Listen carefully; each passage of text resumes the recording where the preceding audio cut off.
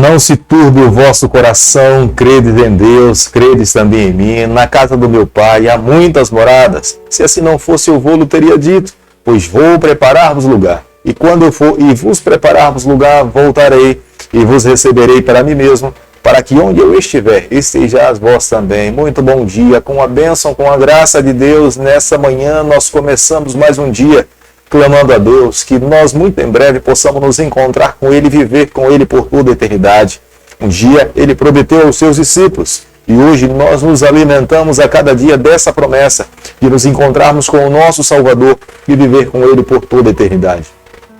Todos os dias nesse canal nós estudamos um capítulo da Palavra do Senhor. Convido você nessa manhã a ter nas mãos a Palavra de Deus no livro de Amós, capítulo 3, o versículo 1. Ouvi a palavra que o Senhor fala contra vós, filho de Israel, contra toda a família que ele fez subir da terra do Egito, dizendo: Deus jamais realiza algo no meio do seu povo sem que primeiramente ele envie os seus mensageiros para advertir o seu povo. Deus não tem prazer na morte de ninguém. Deus não tem prazer no sofrimento dos seus filhos. Deus, na verdade, quando envia um dos seus juízos, o objetivo é restaurar, salvar, levar esse filho a entendê-lo como sendo um pai de amor digno de ser adorado e que esse filho entregue seu coração exclusivamente ao Senhor. Quando Deus permite que Amós fale a respeito dos juízos que iriam cair sobre o seu povo, sobre a família de Jacó, Deus queria que esses filhos reconhecessem a Ele como sendo soberano, digno de adoração e vivessem uma vida em fidelidade exclusivamente ao Senhor. Embora nós vivamos em épocas diferentes do profeta Amós, hoje em dia Deus ainda continua a falar conosco. A palavra de Deus ela é real.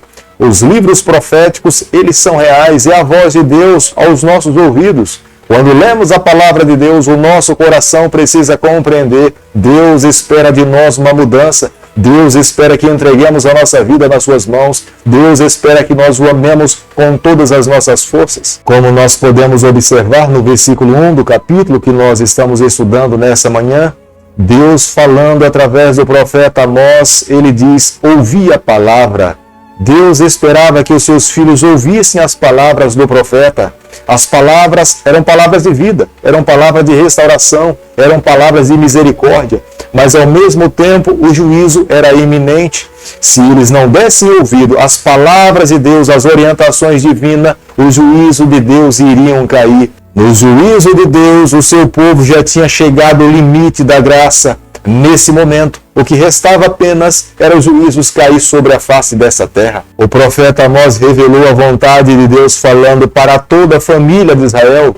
Ele se referia às 12 tribos. Não era apenas uma tribo, mas Deus estava falando para todas as 12 tribos.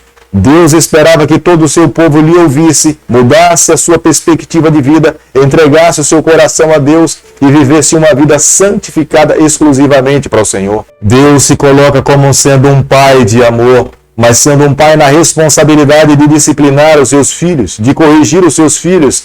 Se ele não permitisse que os seus juízos caíssem sobre o seu povo, jamais os israelitas se humilhariam e se voltariam para Deus. Era necessário que eles passassem pelo vale da sombra da morte, porque sofrendo, passando por angústia, chorando, perdendo os seus familiares, nesse momento difícil, eles poderiam se lembrar de um Deus poderoso que com mão poderosa libertou os seus antepassados do Egito, e esse mesmo Deus poderia livrá-los nesse momento. Mas o que Deus esperava é que houvesse arrependimento, confissão de pecado, e se voltassem para Deus exclusivamente para Ele, com os seus corações completamente convertidos a Ele. O profeta Amós, através dessas declarações, ele condena a classe social rica daquele período, que em vez de ajudar os necessitados, os pobres, os carentes, os que estavam à margem da sociedade, eles cada vez mais usavam a classe inferior para se enriquecer, se beneficiar. Os olhos do Senhor estão abertos, voltados para essa terra, e Deus via a injustiça dos mais ricos, e nesse momento era necessário puni-los para que eles reconhecessem que há um soberano e mudasse a perspectiva de vida dessa classe de pessoas. Amós capítulo 3, o versículo 3, a Bíblia diz o seguinte: andarão dois juntos se não houver entre eles acordo? Como é que Deus poderia andar ao lado do seu povo se entre ele e os filhos do Senhor não havia acordo? Havia uma rebeldia. O povo estava mais disposto a ouvir a outros deuses do que o Deus de Abraão, de Isaac e de Jacó. Como é que Deus poderia continuar abençoando esse povo? Como que eles poderiam andar juntos se a aliança um dia formada lá no Sinai estava completamente destruída? Eles não estavam dispostos a seguir os ensinamentos, os mandamentos do Senhor. Eles estavam dispostos a seguir os seus próprios caminhos, se esqueceram e deram as costas para o Senhor. Deus, nesse momento, através do profeta Amós, falava: já não temos mais acordo, já não temos mais como andarmos juntos, porque se duas pessoas não estão em harmonia na sua aliança, agora cada um deve seguir o seu próprio caminho. É por isso que no versículo 4 nós podemos observar o profeta Amós falando a respeito do leão. O leão ruge tentando devorar os filhos do Senhor. Ele não consegue devorar os filhos do Senhor porque Deus nos protege. Mas quando nós escolhemos andar sem a proteção de Deus, nós exercemos o nosso direito de liberdade. E por exercermos o nosso direito de liberdade, Deus nos respeita. E quando andamos sozinhos, nos tornamos uma presa fácil do nosso adversário, que é um leão que ruge buscando destruir o povo do Senhor. É a razão porque muitas famílias são destruídas. É a razão porque muitos filhos se tornam vulneráveis nesse mundo, porque não buscam a proteção de Deus, não clamam para que o anjo do Senhor se acampe ao seu redor. E quando nós vivemos nesse mundo sem a bênção do Senhor, repito mais uma vez, nós nos tornamos vulneráveis aos ataques inflamados de Satanás. Todas as profecias que Deus declarou contra o seu povo a respeito dos juízos que iriam cair sobre eles se cumpriram. Mas nenhuma profecia se cumpriu sem que primeiramente Deus advertisse o seu povo. Primeiramente ele enviou os seus filhos, que foram rejeitados pelos israelitas. Depois Deus enviou outros anúncios, mas mesmo assim os filhos do Senhor não estavam dispostos a ouvir a voz de Deus. Por último, foi necessário que Deus enviasse então o seu juízo como sendo o último recurso para tentar salvar, mudar o seu povo, transformar o coração, levá-los a viver uma vida de arrependimento e que Deus pudesse alcançar o coração daquele povo. Mesmo derramando o seu juízo sobre os seus filhos, Deus é misericordioso, é um Deus da graça, é um Deus da segunda chance. Deus ainda estava dando oportunidade de perdão e de arrependimento, mas mesmo diante da graça oferecida por Deus aos seus filhos, sem cobrar nada dos seus filhos, os israelitas não estavam dispostos a abrir seu coração e a viver uma vida de arrependimento. Eles queriam viver do jeito que queriam e acabaram colhendo aquilo que eles não queriam. Amós capítulo 3, o versículo 10, a Bíblia diz o seguinte: porque Israel não sabe fazer o que é reto, diz o Senhor, e entesoura nos seus castelos a violência e a devastação. Quando alguém está envolvido no pecado, o pecado anestesia a vida espiritual desse ser humano. Ele tampa os olhos, ele cega a visão. Esse ser humano não consegue ouvir nem compreender a vontade de Deus, e era de fato o que estava acontecendo com o povo do Senhor. Incessantemente Deus enviava seus profetas, Deus enviava seus recados, Deus queria divertir o seu povo, mas o seu povo estava envolvido em tamanhos pecados, e por mais que eles falassem, os seus corações não estavam sensíveis a ouvir a voz de Deus. Amigos, nós precisamos hoje, nos dias em que nós estamos vivendo, e fazermos uma reflexão na maneira como nós temos vivido com o Senhor.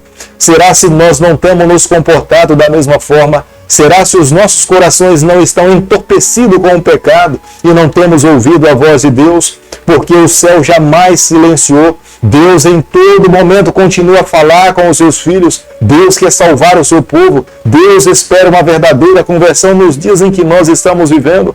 Os juízos estão na iminência de cair sobre essa terra, mas muitas vezes nós vivemos como se nada estivesse por acontecer. Nós vivemos mais para essa terra e menos para o céu, e não será surpresa para nós quando um dia abrirmos os nossos olhos e vermos o céu se abrir, o juízo de Deus cair sobre essa terra, e aqueles que viveram de acordo com a vontade do Senhor irão receber a bênção e a graça de Deus, mas aqueles que rejeitaram ao Senhor irão sofrer nos juízos do Senhor. Quando Deus chama um povo para pertencer a Ele, para ser abençoado por Ele, Ele não está dando liberdade para essas pessoas se envolverem no pecado.